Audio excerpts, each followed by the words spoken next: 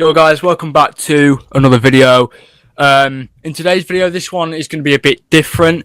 In fact, it's going to be a lot different, to be honest. Obviously, in the past, I have done a couple of collabs on this channel. Obviously, I do live a Bird Lounge podcast on the channel, and that is with my dad. So I guess you can call that a bit of a collab. But today, we do have my first collab really on YouTube, and that is with a very special guest. Welcome Nathaniel. How are you doing, bruv? No, I'm good. Thanks for having me. I'm honoured to be your first guest. Personally, I'm doing well. In a footballing regard, my head's a little hot. My head's it's not cooled down yet. It's not cooled down. Yeah, I'm gonna ask you about that in a minute. So I have I'm gonna ask you a bunch of questions today. And we're just gonna have a chat. I am interested to see what you thought of the game first. I want to hear your semi-neutral, because obviously it was against Everton. Your semi-neutral analysis of what unfolded yesterday. Yeah. So obviously you're a Man City fan. Yeah. And I'm a Liverpool fan. I nearly called myself a Man City fan then, but I am a Liverpool fan. But yeah, I've got a few questions to ask you. But first of all, obviously, you did a stream last night on your channel. Yeah. I did watch a bit of that. Talk to me about the game last night then, because I went on the game and I saw that Doku had scored and it was 1-0. And then I thought, okay, City are probably going to win this now. And then I went on it a bit later on, and I think it was like 3-2 to Everton. Talk me through what happened last night. Right, so we started in usual City fashion. We were overloading the left. Obviously, O'Reilly, Doku, both in excellent form. You've got Shirky sort of drifting anywhere between the 10, sort of an inside right, inside left position, right? You know, we're creating chances, albeit half chances. But when you look at a lot of the teams in the Premier League at the moment, all the teams are basically half chances FC. I even watched Liverpool. Half chances FC. Like a lot of teams are creating half chances, right? You know, we're having a few half chances. Nico Gonzalez has had a few shaky moments where he's gifted Everton possession in the midfield, but they're not really showing too much of a threat, right? Mm-hmm. If I'm honest, even despite scoring 3 goals, Everton didn't really create that many chances for themselves, right? Yeah. But we score through Doku, we get the goal before halftime.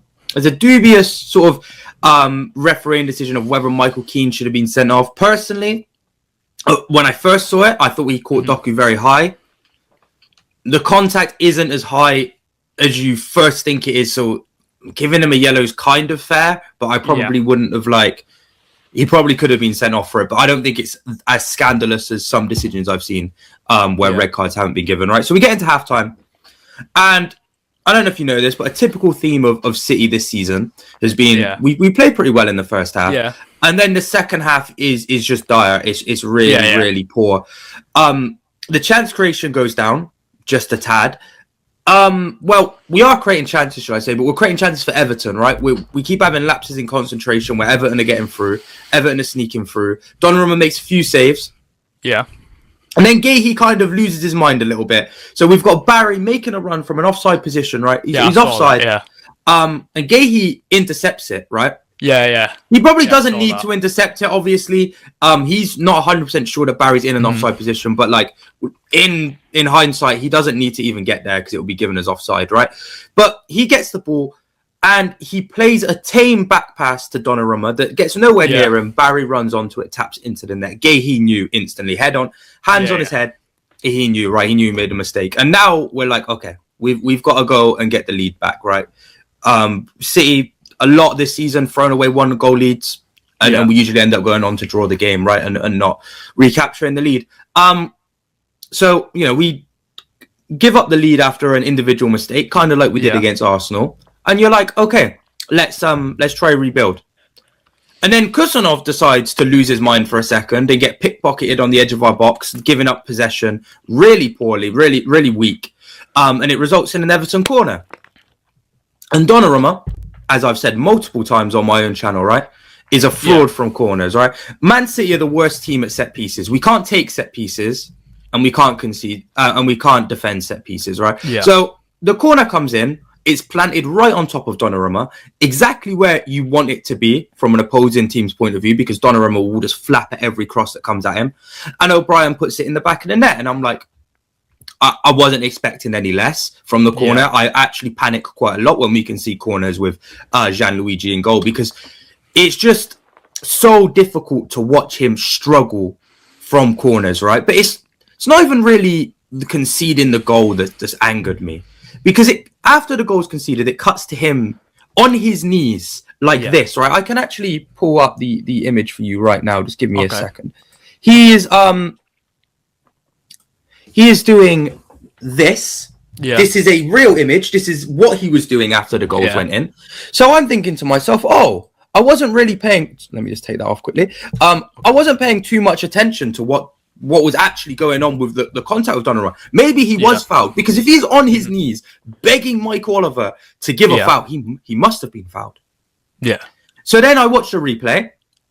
You, where you're sat right now, you are closer to claiming the ball than Donnarumma was.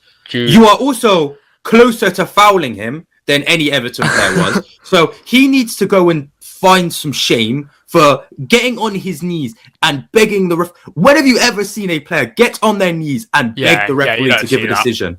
Right? So he's been booked because Donnarumma can't go a game without conceding from a corner and then getting booked, because he always feels like he's fouled, when in reality, he's just not good in the air. Okay, we're now 2-1 down. We're now losing. Yeah. We make a few more mistakes. Nunes does a Steven Gerrard impression and slips to let him dive through. Luckily, Donnarumma makes the save. Kovacic gives up the ball weakly and then puts in a lazy challenge to try win it back. Barry gets his second. We're 3-1 down. It's a lost cause. Complete lost cause. But for some reason, straight after we've conceded that goal, we realise, wait, we're Manchester City. We know how to play football. Kovacic plays a ball straight through. Haaland dinks it over Pickford. It's 3-2. Kovacic kind of undoes his mistake by putting us in the position we were before his mistake. We keep going. We keep pushing. We're pushing. Try getting an equaliser, even though a point was never enough. It wasn't enough. Doku gets his equaliser.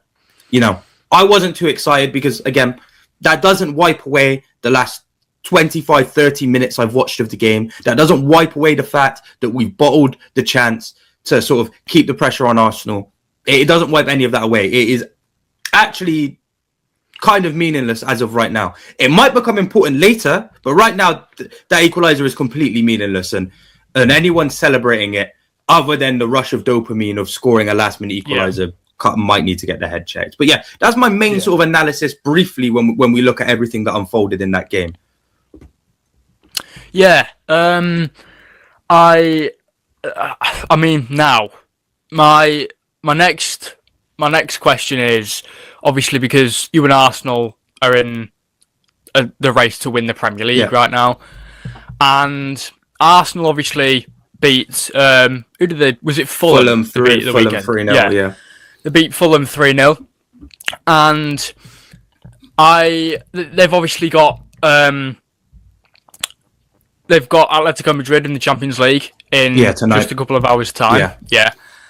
And obviously that's 2 trophies they've got to play for, the Premier League and the Champions League.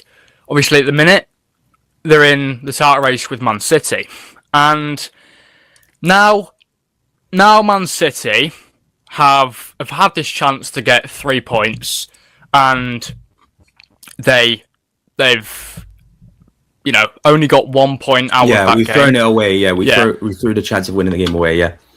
With the games that are left, I know Arsenal have got 3 games left till the end of the season. Yeah.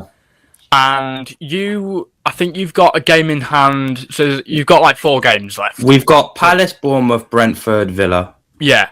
You've got those games left till the end of the season. Do you think that this is the title done, or do you think you still got a chance of beating Arsenal to it? The issue is I have not been sort of confident that we're going to win the title for quite a long time, right?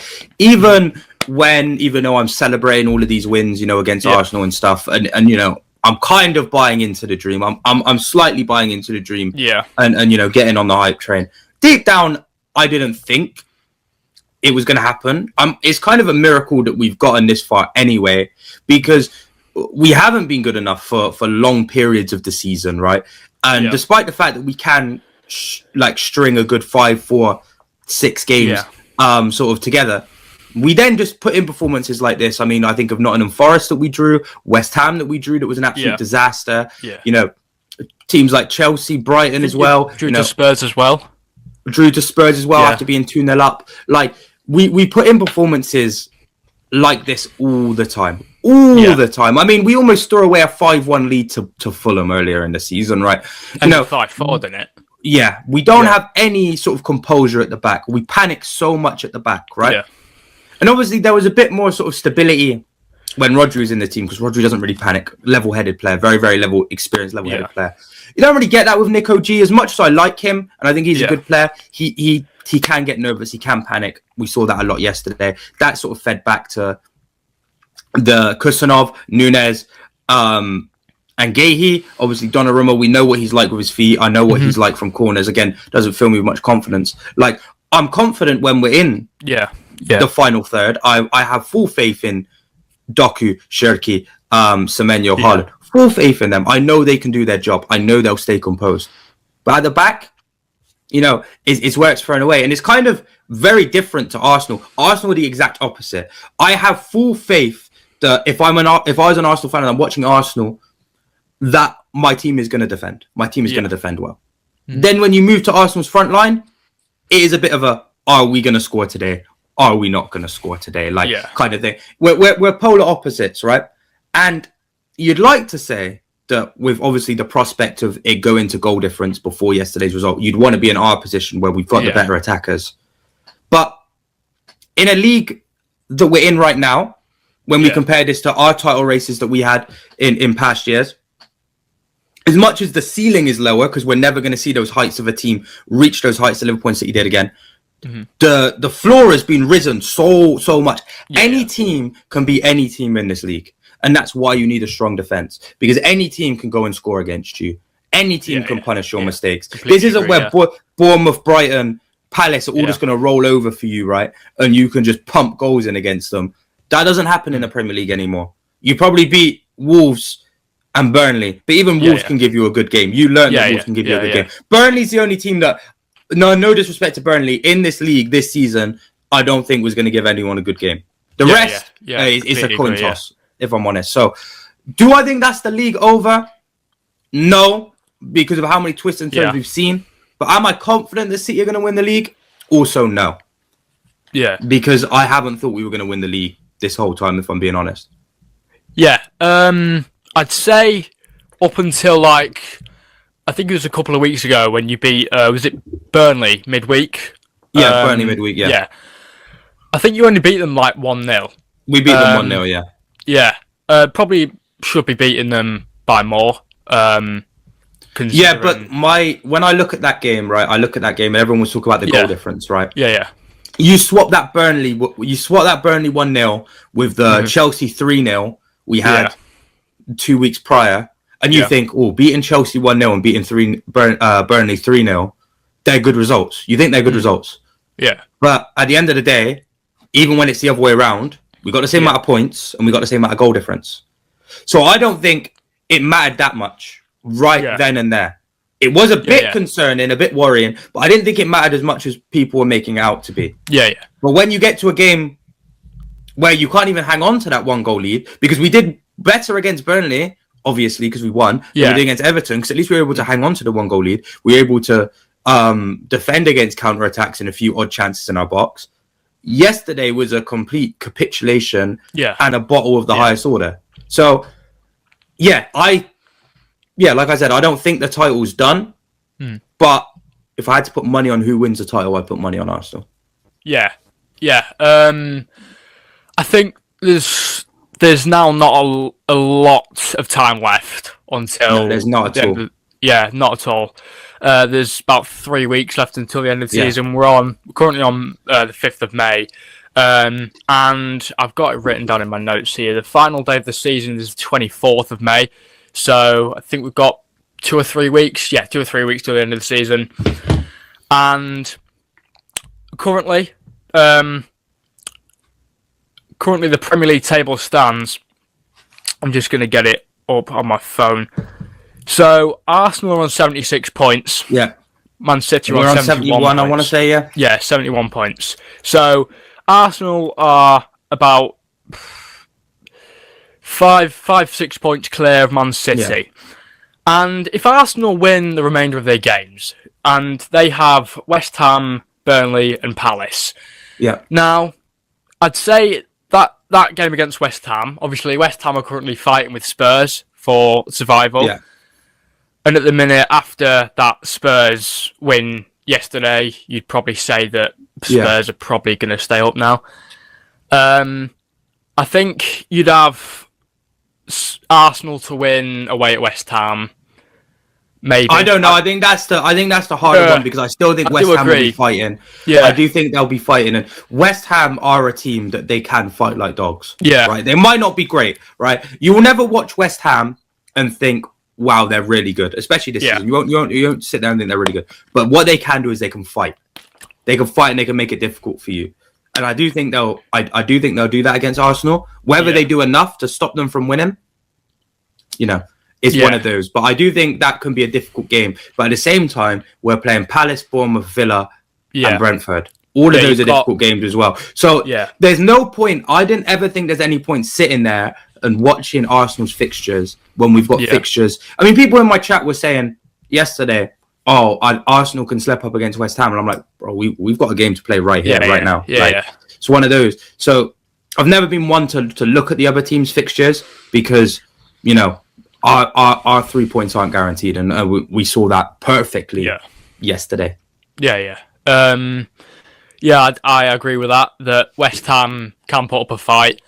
And I think we also saw it against, speak of the devil, Everton. A couple of weeks ago, they beat Everton 2-1 with Callum Wilson scoring a final minute winner. Arsenal also have to play Burnley. I think that's at the Emirates. Burnley are obviously already relegated. You sometimes do see already relegated teams put up a fight against maybe an Arsenal or a Man City. That's usually teams. It's usually the big teams, but the big teams that don't have anything to play for. I remember a good few, and this is going back years, right? Newcastle getting relegated, and they just went and pumped Spurs 5-0. Yeah. But that's never against teams. It's usually two teams that aren't playing for anything, and the bigger team just gets absolutely, giant killed. Yeah. But I don't think Burnley will do that to Arsenal. No, I don't think so. I don't think that'll happen. I don't think that will happen. I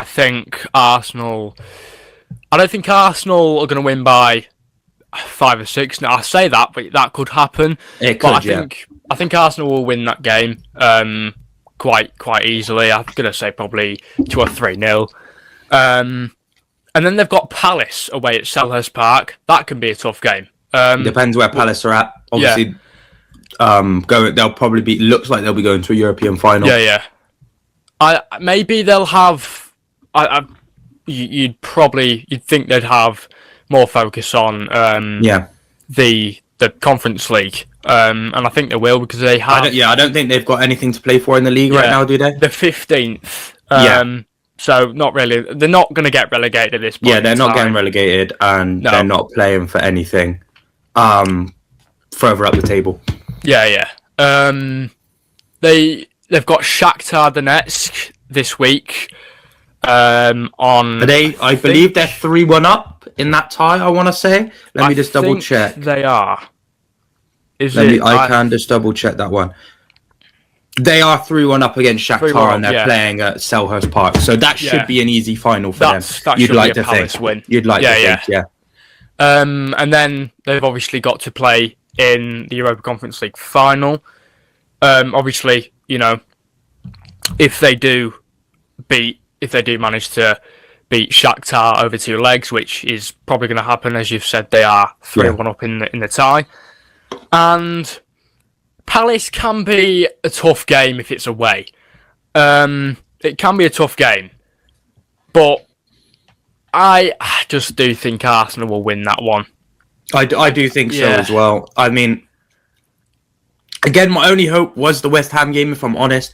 Looking at what every team had to play for. Yeah. But now that, like, we've drawn to Everton, I don't really care what happens in Arsenal's fixtures. As long as we keep it respectable in how they win the league and we go out and beat Chelsea to secure ourselves a domestic double. Yeah. You know, I'm not really too fussed. Like, 2 trophies is 2 trophies. It's an upgrade on last season. We made progress from last season.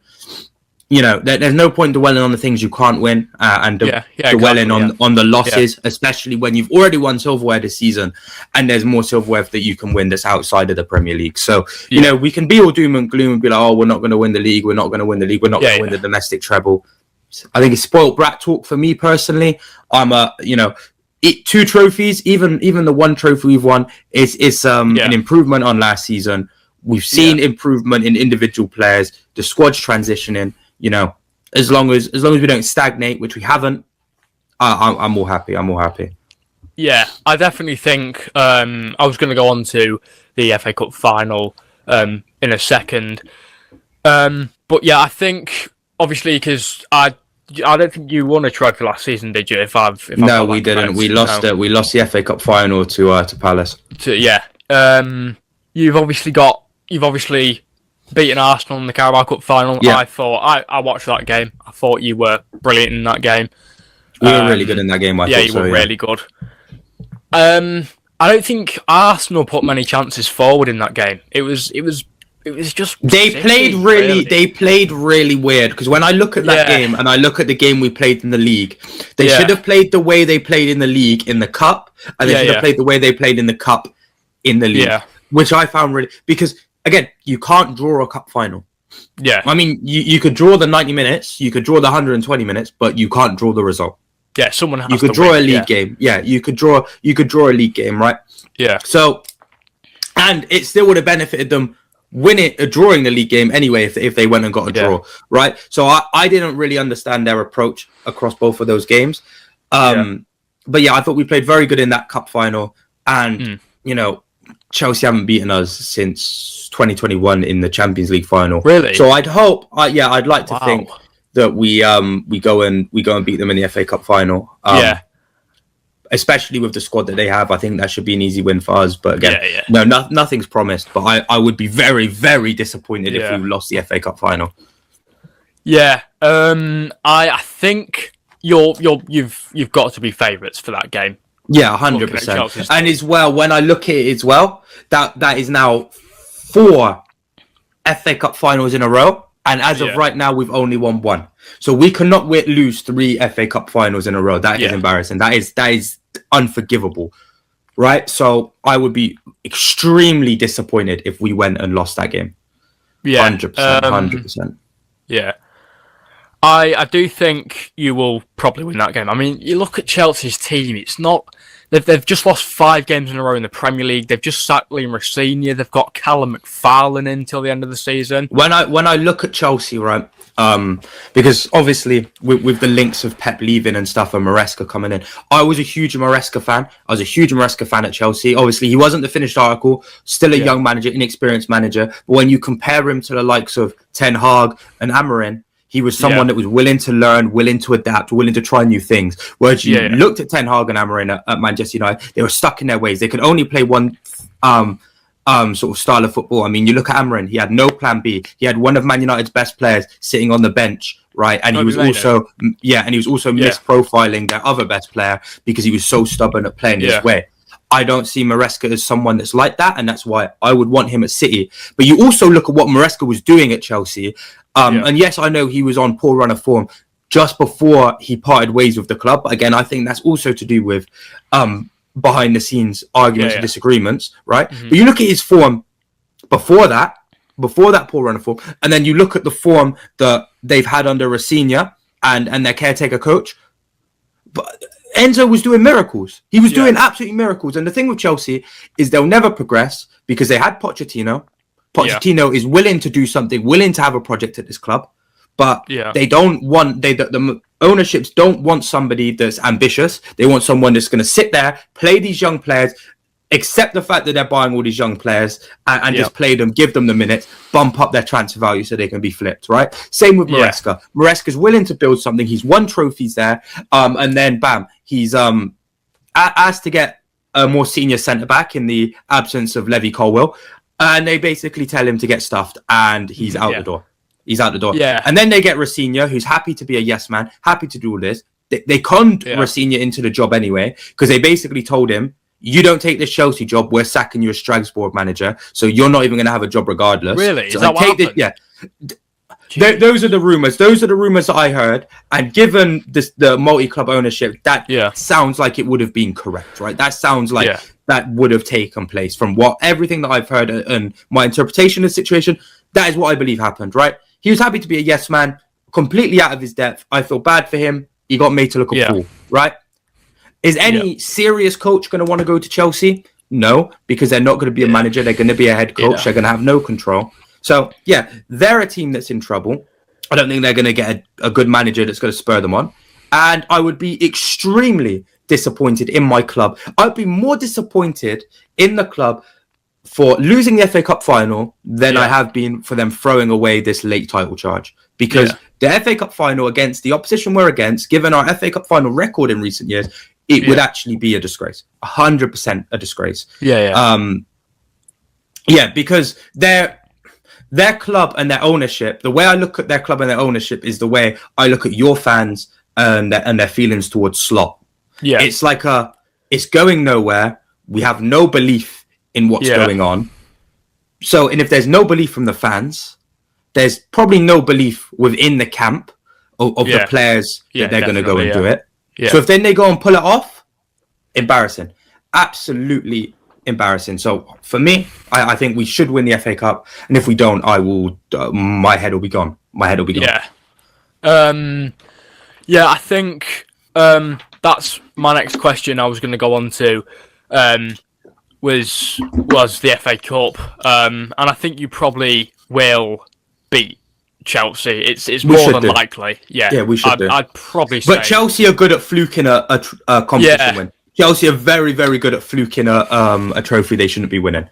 Yeah, like they've got no business being in the FA Cup final, and it would just be typical Chelsea. Yeah, it would be typical Chelsea for them to go and win this when they have no business even being there. Yeah, completely agree. I completely agree.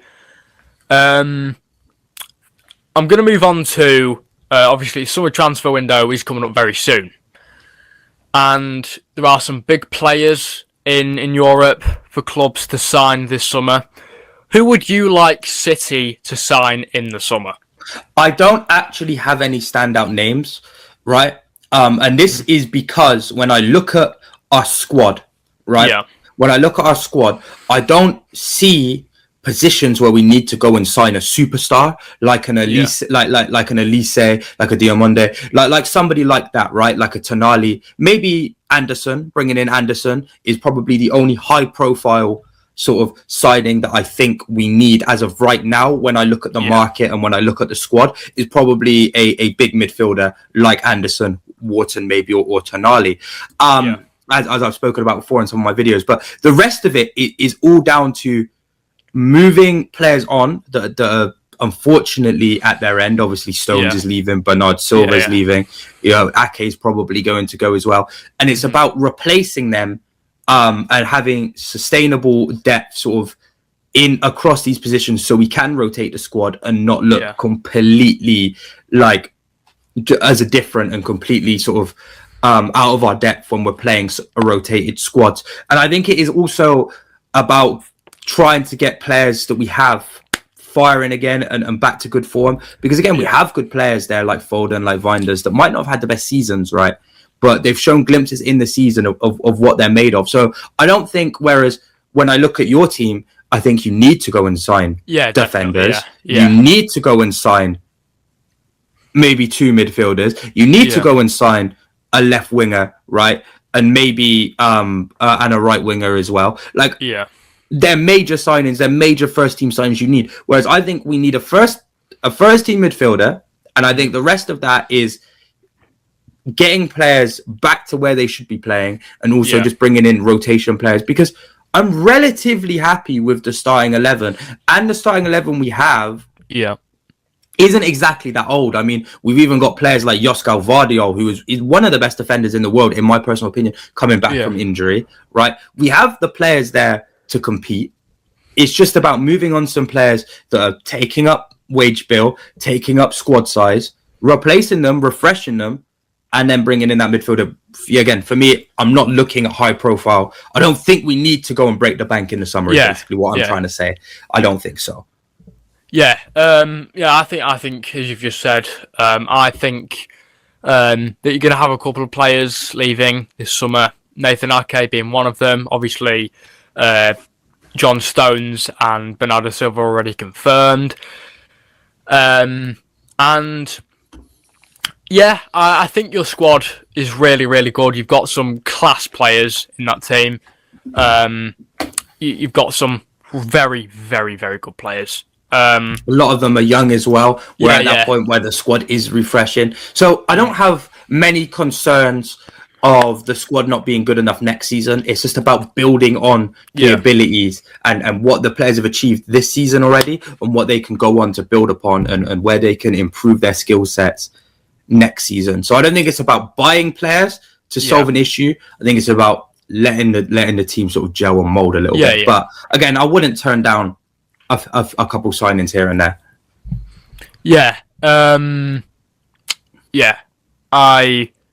I do think that as you've just said there, that I don't think your squad needs a load of. You don't need to go and break the bank for players. You don't need to spend millions and millions and millions. I think it's like just one big position, and that's the midfielder. I could see you signing maybe a couple of players, but I don't think you're going to like... But it depends on outgoings as well. If there's any big players that end up leaving, potentially I could see some more big money moves going. But for me, again, Anderson is a midfielder, a few more low-key signings to shore up the squad, and I think we're good. I think we're good, 100%. Yeah, definitely.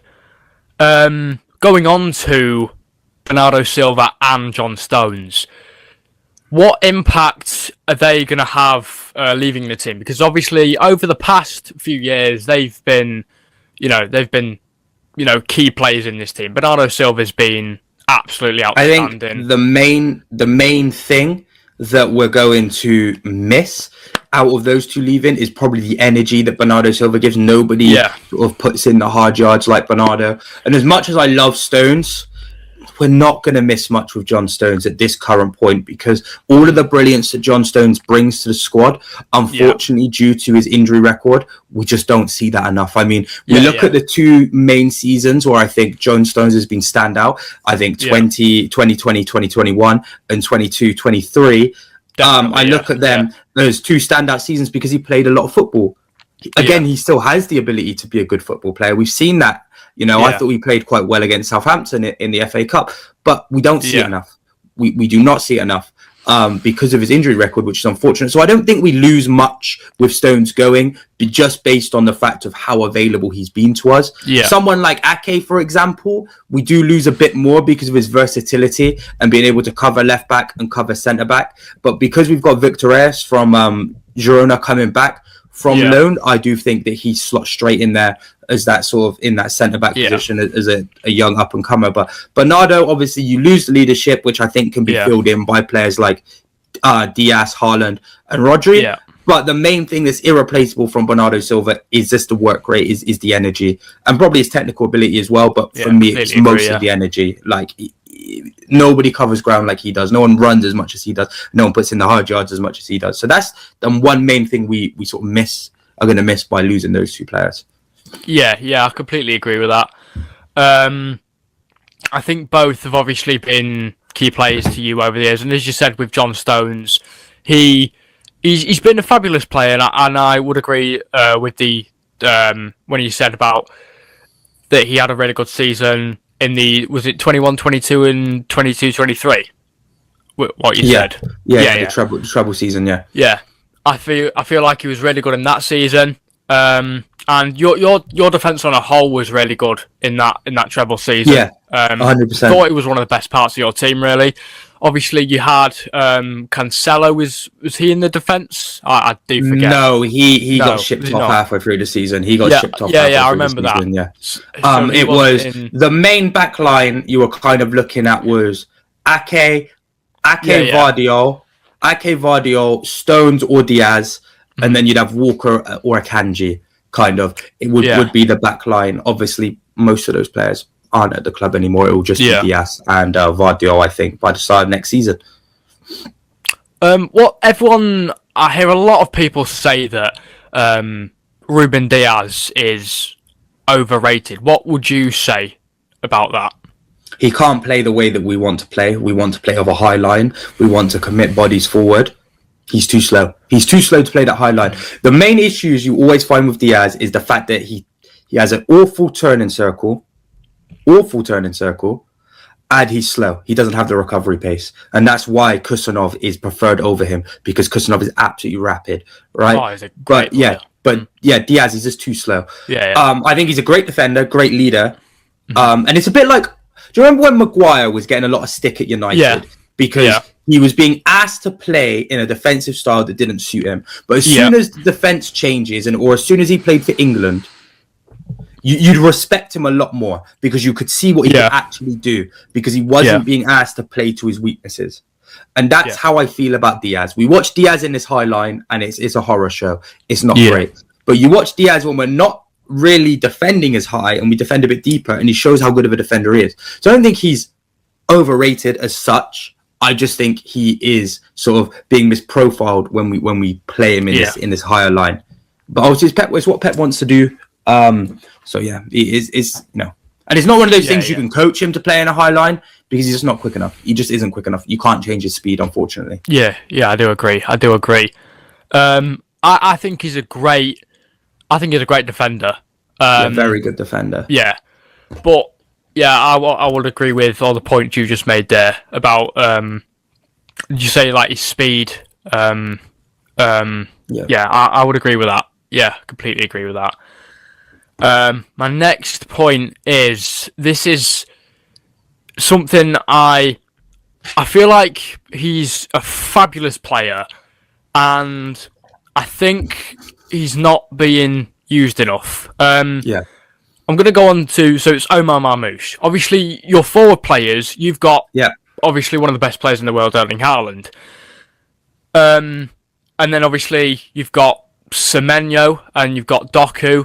But Omar Marmoush, talk to me about him. He's had a difficult season, obviously.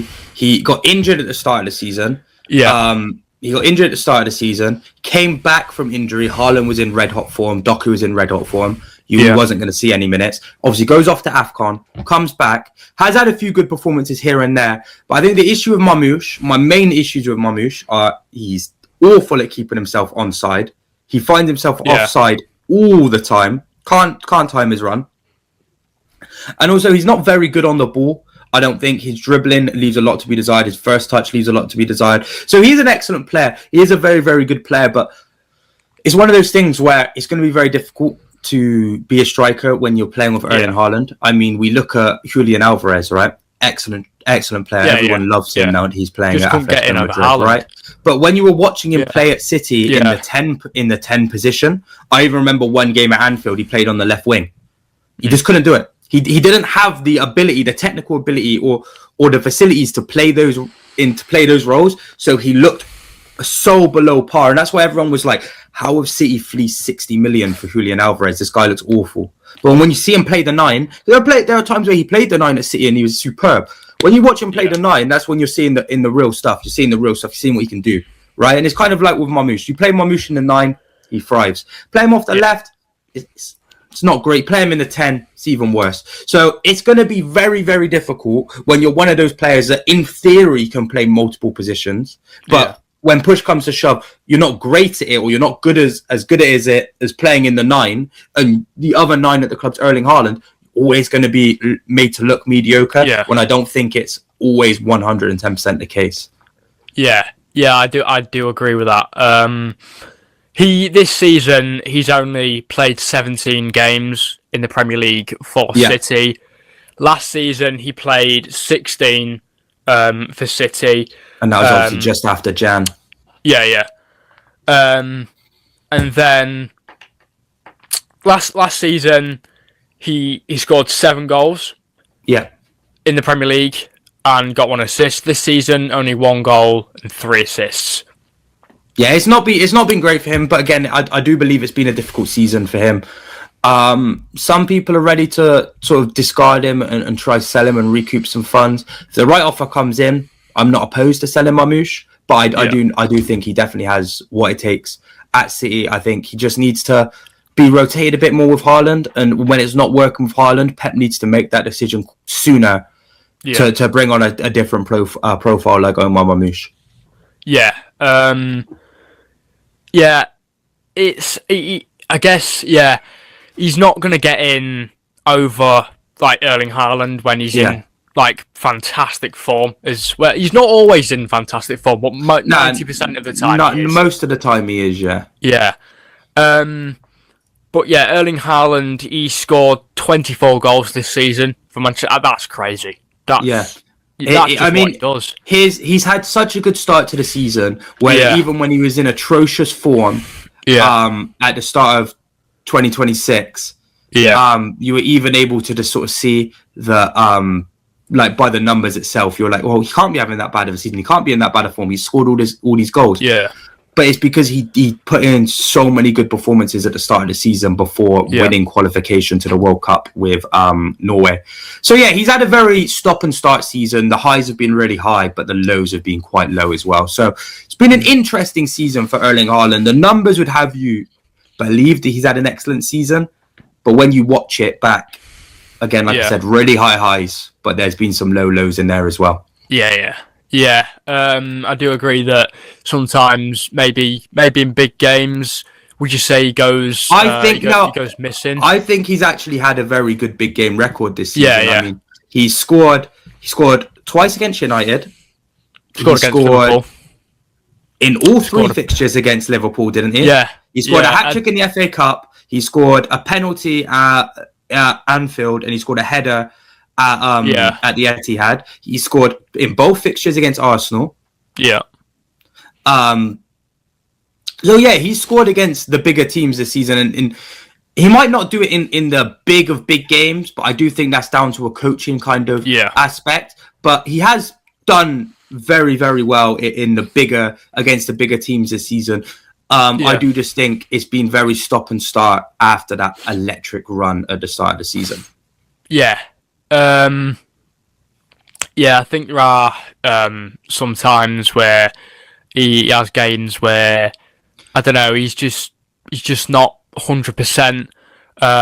His touch is off, his shooting off, but 9 times out of 10. And the thing is, you don't want to drop him as well. He's one of those players. I guess it's a lot like Salah when you look at Salah. You don't want to drop Salah because you think next game will be the one where he's back. Yeah. And then it goes, well, next game will be the one that he's back. And you get put in that cycle, and then you drop him, and the problems still aren't really fixed. So you're like, all right, let's put him back in the team. And then as soon as he kicks on, it's light and day. I mean, you look at Salah's first season at Liverpool. He didn't, even though he finished the season with all of those goals, he did not have a good start to that season, that first season at Liverpool. He was getting clowned for all the shots he was missing.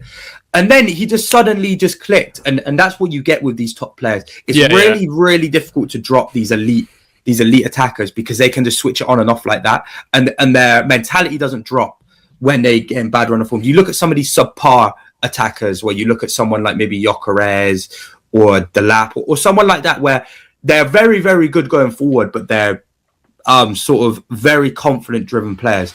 I think Raheem Sterling is a prime example of an attacker that's output is solely based on his confidence. And if he's in a bad run of form, he knows he's in a bad run of form and he struggles to get out of it. But when he's in a good run of form, he's unbelievable. Whereas I don't think Haaland is one of those players. And I think that's why, and he never really lets his head drop. And that's why Pep doesn't drop him as often as he probably should, which means that Marmoush isn't really getting as many opportunities as, again, he probably should. And I don't think you can really fault any of them for that if I'm really being honest. Yeah, I think obviously not playing Marmoush, it's like he's in his last season at Frankfurt before he signed for Man City. He scored 15 goals and got 10 assists, but Did he? I guess Did he outscore Ekitike last season? I can't remember. I know they both had crazy goal numbers, but I can't remember which one. I don't think he was in the Bundesliga last season. What, Marmoush? They both played at Frankfurt last season. They both played at Frankfurt last season. Yeah, my mistake. And obviously they were both going nuts for Frankfurt last season. So I think he actually finished the Bundesliga season with more goals than Ekitike, which shows how red hot form he was in the Bundesliga. And he, although missed a penalty in the FA Cup final, he's the reason City secured Champions League football for this season. So he is an excellent player, and he's shown how important he can be to us at the end of last season. I just think he needs to get more opportunities in his natural 9 position. Is my main conclusion on when it comes to Marmoush. I do also think the same about Chiesa as well. I think the reason why Chiesa hasn't done as well as we'd have liked is because Slot is a bit too stubborn. He doesn't play like, I don't know. Chiesa hasn't been great this season when he's played, but I suppose that's maybe because, I don't know, he's maybe a bit unfit, or because he hasn't had a run of games. Maybe the same with Marmoush. Maybe he's a bit rusty because he hasn't had, I don't know, a run of games. I do think there's a bit of a difference between Marmoush and Chiesa, and I think the main difference is, I honestly believe Chiesa doesn't get minutes because he's not a player that Slot wanted. Slot was just given him, and he doesn't want to use him. I agree with that, yeah. Whereas Marmoush is just kind of, there's not really space for him to fit into the team. Yeah. There's not really... He was brought in to solve a huge problem we were having last season, and we haven't really been able to find use for him after he solved that problem and after we got out of that mess, which is unfortunate for him. But I do kind of see what you mean, where they're both not able to sort of get in a good run of form because they're not getting enough game time. They've obviously both struggled for fitness and stuff like that. Yeah. So it can be difficult not playing 5 games, coming in and being expected to make an impact. Yeah. It can be very, very difficult. And I know that from experience of just playing the sport. Yeah. Yeah, it's... I suppose if he's stuck in like straight into the team without maybe a couple of games before that, or maybe maybe 20 minutes off the bench in a game, it's going to be hard for him to create chances. It is going to be hard for him to do that when he's not had a run of games before that, if you know what I mean. But yeah, I do think Omar Marmoush is a fantastic player. But I think with, of course, the attack you have got, as I've said earlier on, Erling Haaland's scored 24 goals this season. You've got Antoine Semenyo already, who scored 5 goals. You've got Doku, who is our most dangerous attacker, creates the most chances. It's very difficult to outplace any of those players, if I'm honest. Yeah, I completely agree. The next thing I'm going to go on to is the impacts of both Marc Guehi and Antoine Semenyo team. Obviously, it's funny to say that, actually, because obviously I thought both of them were quite poor yesterday, which is actually quite funny. But as a whole, I think they both had a very good impact. I mean, when I look at the tooth, when we go back to January, we go all the way back to January, and I think of the things that City were missing the most in our team. Experience at the back with Vardiol. We had Vardiol and Diaz injured at the time. Both got injured against Chelsea. We had very inexperienced defenders at the back. We needed a leader at the back. We bring in Guehi, obviously with Stones and Ake also really being on and off fitness-wise. And then we go to our right wing where we had Oscar Bob, who never really recovered from snapping his leg last season, and Savinho, who's someone that can dribble, can create chances, but he's not very good in front of goal. Yeah. And when you've got Doku on the left-hand side, who does all of those things but better, but also can't finish, you need to get yourself an inside forward or a wide forward that can put the ball in the back of the net, and that is what Semenyo is. And they were the two of the biggest things that we were missing. So I think that we went and highlighted that they were issues, highlighted that they're issues, and then went and identified the solutions to those issues and brought them in is huge. Yeah. Obviously, they might not win us the title, but if they can win us 2 trophies, well, 1.5, because obviously Guehi didn't get to play in the Carabao Cup. It's good enough for me. And I think that's very, very good recruitment from us, especially when, again, I look at Liverpool. I'll use Liverpool as an example. I made a video before Slot came in, right? And I got cooked for this. Right? I made this video saying, I think Liverpool, when Klopp leaves and Slot comes in, they're going to go into crisis because their main players, the main players in the team, your Manes, your Firminos, aren't there anymore. Your Salah, you never know when Salah's going to leave. Trent, flirting with Madrid. Van Dijk, Alisson, no suitable backups. Obviously, I got cooked because you went and won the league. You got cooked, right? Yeah.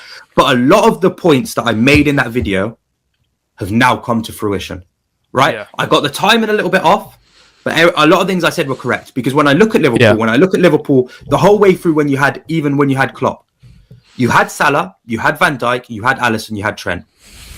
And whether that be the manager, but I think it's probably his FSG and the board, they looked at those players and were like, well, we've got the best centre-back, we've got the best goalkeeper, we've got the best right-back, we've got the best right-winger. Why would we go sign a right-winger, a right-back, a centre-back, a goalkeeper? Yeah. And then Trent leaves. What's happening there? Frimpong, I don't think he's the right man for the job. No, but at the exact same time, you never really had anybody there to cover for him, except Joe Gomez, who, again, is a centre-back. Van Dijk gets injured. Van Dijk's playing very, very lazy because he knows there's no competition for a spot. Who has to fill in for him when he's not there? Joe Gomez. Salah can do whatever he wants. He can stink up the gaff all he wants. He's not going to get dropped. Who's there to replace him? Oh yeah, the guy the manager doesn't like, Chiesa, right? Yeah. Alisson, again, sure, you signed Georgie Mamadashvili, and obviously you had Kelleher before. Yeah. That was the only one where you really had a suitable backup, right? Again, Fabinho as well. You look at Fabinho. Was there ever a 6 to cover Fabinho? No. Have you got a 6 since Fabinho left? No. So you hit this generational wave of talent, right? Generational wave of talent. But when we look at that prime Klopp team, which is a good few years ago now, was 5 years ago now, 5-6 years ago, have you replaced any of those key players?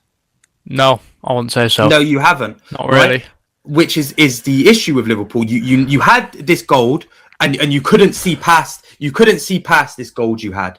You couldn't see, even though the levels of gold you had at your disposal was going down and going down and going down and going down. You still couldn't see past the gold until it's too late and it's all gone, right? Well, we were able to identify that. Okay, we've got this good squad. Yeah, but there's 2 areas we can improve. 100% areas we can improve. Mm-hmm.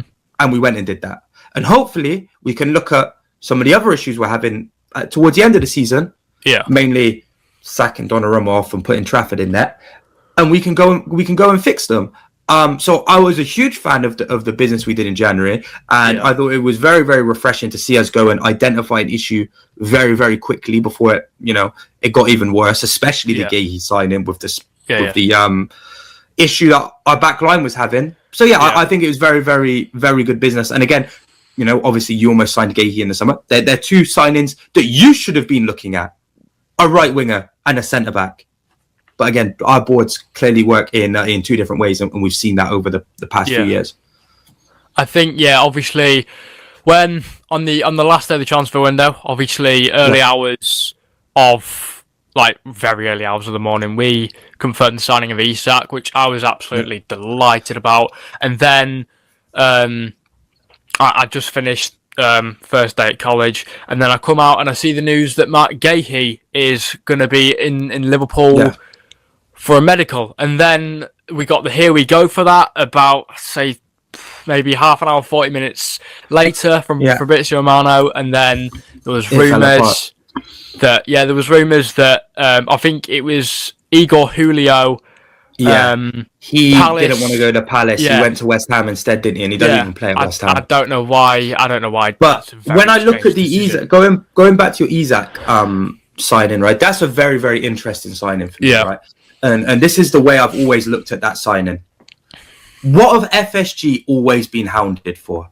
Oh, they don't spend money. Oh, they're never ever going to break the bank on a player. They're never going to go and sign a superstar. Other than Thiago, I wouldn't say you ever bought a ready-made superstar, right? I wouldn't say in the last few years you've bought a ready-made superstar. Maybe you could say Van Dijk, but at Southampton he was never reaching the levels. Like hadn't been there and done that, right? Is basically what I'm trying to say. So then they decide, all right, this player clearly wants to join us, so we've got that pool power, right? Let's go throw all of this money at him because he's proven in this league. Let's go and sign him to shut everybody up, to show everybody we can spend money, we can get a superstar.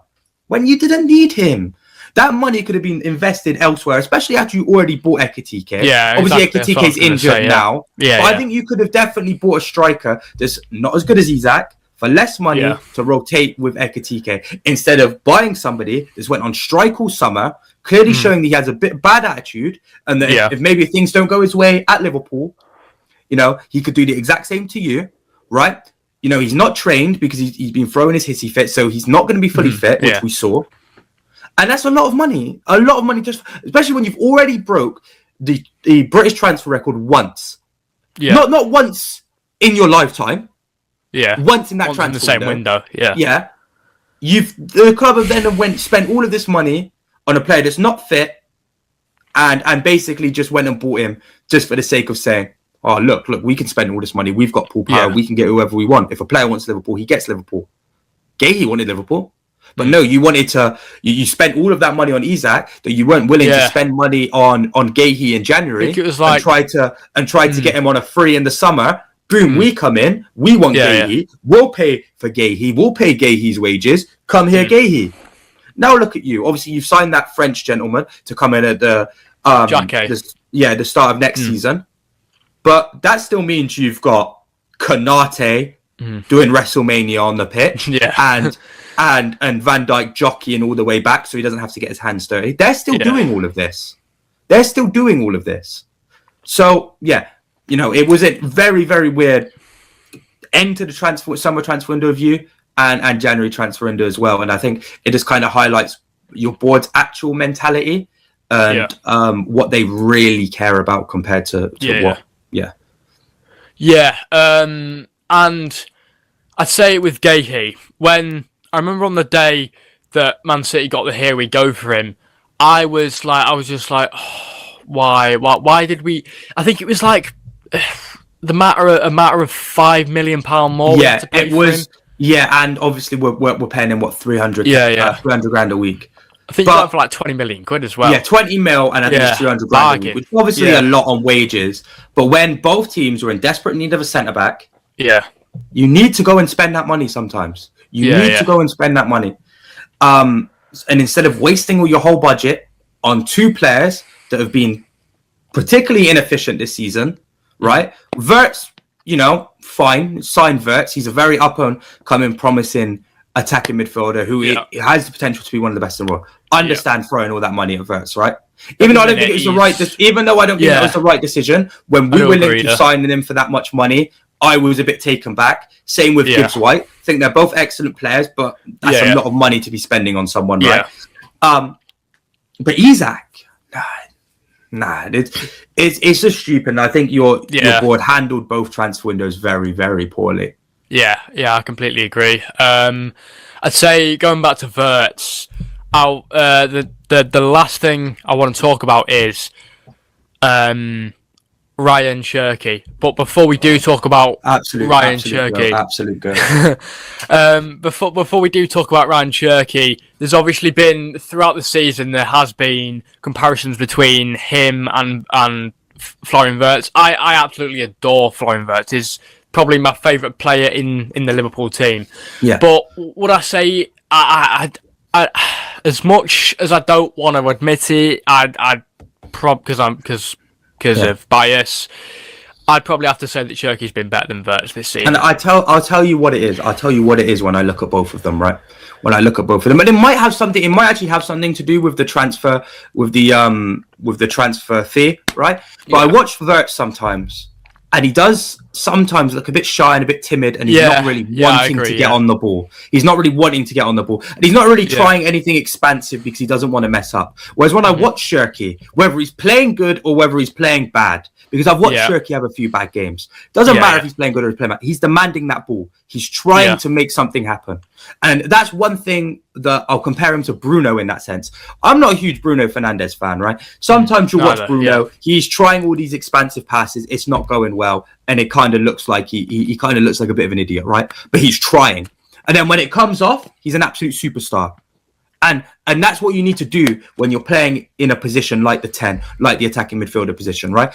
When you're playing in a position like that, you need to take risks, and you can't care about making mistakes, right? Okay, maybe don't do a Rabona pass in your own half in front of your goal, but when you're in the final third, don't care about making mistakes, because to be a elite chance creator, you need to make mistakes, because you need to be doing things that are risky. You need to be taking risks. You need to be doing stuff that's outside of the box. You need to be improvising, right? And I just don't really see that with Verts. And especially with his shoot, I think the main thing that I see difference is shooting. Cherky's finishing compared to Verts. All of Verts' shots look really timid. Very timid every single time. And I just think he seems like a very shy player, right? Whereas when I look at like someone in your team, like Curtis Jones, for example, I don't think Curtis Jones is great.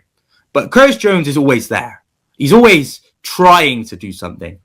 Is he always doing something? No, but he's always trying to do something. And that's kind of the mentality and the attitude that I think Verts needs to have.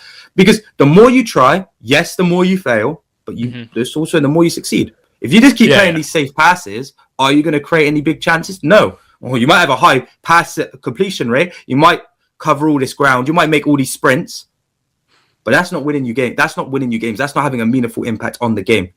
In most senses, obviously in some regards and some positions that is more important, but in his position he needs to be picking up the ball, he needs to be making risky dribbles, risky take-ons, attempting risky take-ons, attempting risky pass, attempting a few audacious shots. And that's, you look at Cherky, Rabona assist for Foden. He scored a few good goals from outside the box when maybe shooting may not have been the best option. He's taking risks. Again, doesn't always come off. But when it does, it means a lot more than when it doesn't come off. Because 9 times out of 10, when you attempt a risky pass in the final third, you give up possession. But 9 times out of 10, it doesn't lead to a goal, right? Whereas when it comes off, it will probably lead to a goal. So the positives always outweigh the negatives when, in my opinion, when it comes to taking risks in the final third. And that's why all of these players, right, should just play with no fear. When you're a 10, you play with no fear. When you're a 9 and a 10, you play with no fear of messing up, right? And you will reap all of the rewards. It's a confidence thing. You can have all the ability in the world, but if you don't have the confidence in that position, you will not succeed. It's like wingers, right? You watch wingers that won't take on their man. They fully well have the ability, the technical ability to take on their man and make him look silly. But they won't, right? They won't because they're scared of losing the ball. Grealish, prime example, right? When you compare him, when you put Doku on that side, Doku does whatever he wants. He might get tackled a few times. He might get locked up a few times. He's still going to go do it. Because when it works, it works. And I think that's what Verts needs to sort of adapt into his game. If I was to look at Verts and say that there's one thing he needs to improve on from someone who hasn't watched a whole lot of Florian Wirtz at Liverpool, but I feel like I've watched enough to say that he can be quite shy and quite timid. And sometimes he just needs to demand the ball and try and make something happen. I do agree with that. I think the thing with Wirtz is, as you said, when he shoots, it's not very hits it very. What's the word? It's a very weak. tame shot. It's weak. It's a very tame shot, and the accuracy is not even that great either. So sometimes you can hit a tame shot, but you've hit it in the right place. It's just a bit tame, and you know, it's almost like he panics in front of goal sometimes. I feel like a bit like, to be fair, someone that I don't ever think was that great in front of goal was David Silva. I thought David Silva would sometimes panic in front of goal. Sometimes that sort of player. And again, not everybody has to be great at finishing, but when you're not bringing other things to the game, you need to chip in somewhere, and he either needs to start taking more risks, in the playmaking department, or he needs to start scoring more goals. In his position, in his role, he needs to do one of the two. Yeah. Already, obviously, Ryan Cherky, he's scored in the Premier League. He has 9. Is that 4? Has he scored 4 goals, or I don't know what that says. I could double check that for you. 2 seconds. Let me check. Let me just get his name up. Cherky. I think that says 4, but I'm not sure. My handwriting is terrible. If it wants to load. 2 seconds. He's got 4 goals and 11 assists in 29 appearances. That's yeah. Talk me through that. Talk me what you think about that. For a player that was shipped off to fat camp by Pep for 2 months, come back and has second or third most assists in the league. Yeah, he's an incredible talent. And again, I think it's because he plays with no fear. He doesn't care. He doesn't care. When the game's done, the game's done. He won't think about the game again. That's the sort of vibe I get from him, and that's why he makes things happen, because he doesn't care if he messes up. He just wants to go out and try and make an impact. De Bruyne was very much the same. Sometimes you're watching De Bruyne spam these passes, spam these crosses. Might not always work, but when it does, Trent, prime example. Trent wasn't very good at his job defending. But because he's got such a good and vast passing range on him, and he's an excellent crosser of the ball, very good on the dead balls, on the free kicks and stuff, right? And he was always taking risks. Again, might not always come off. Sometimes you're hounding Trent for a bad performance, and then the next week he's got 2 assists and a goal. Yeah, it's one of those. It's that sort of, maybe when he's not playing well, it can be frustrating, and you want him to keep it simple, but you're not going to get onto him too much, because maybe the next week all of those things are going to come off, and he's going to get 3 goal involvements. Completely agree with you. I think Cherky is a fantastic footballer. I really do, and I think he's probably going to be one of the best. How old is he? Is he 20 years old? He's a few months younger than me, so he's 22 at the moment, turning 23 this year. Yeah, so he's still relatively young. Yeah. I think he's a fabulous footballer, and I think he's going to be one of your best for years to come. Yeah, hopefully. I'd like to think so. I'd like to think so. Yeah. Anyway, that is where we are going to end this one. Thank you for coming on for this one, Nathaniel. No worries. Anytime. Yeah, it was an honour. It was an honour. Absolutely brilliant. I've enjoyed this so much. As have I. Yeah. I've enjoyed this very much. I think it's been a really good chat as well. I think it's been really good. Very, very productive. It's always good to hear others' opinions and non-biased opinions on your own club. Yeah. It's very can be very refreshing. A lot of people like to live in an echo chamber of people that share all the same opinions as them, and they're not really learning new perspectives and stuff like that. So it's always very, very productive to have conversations like this. So I really enjoyed it. Yeah. Anyway, guys, if you enjoyed that one, you know what to do, which means like, subscribe. Like the video if you haven't. Turn your post notifications on, and I'll see you lovely lot in the next one. Please take care of your beautiful selves, and as always, peace out. See you in the next one.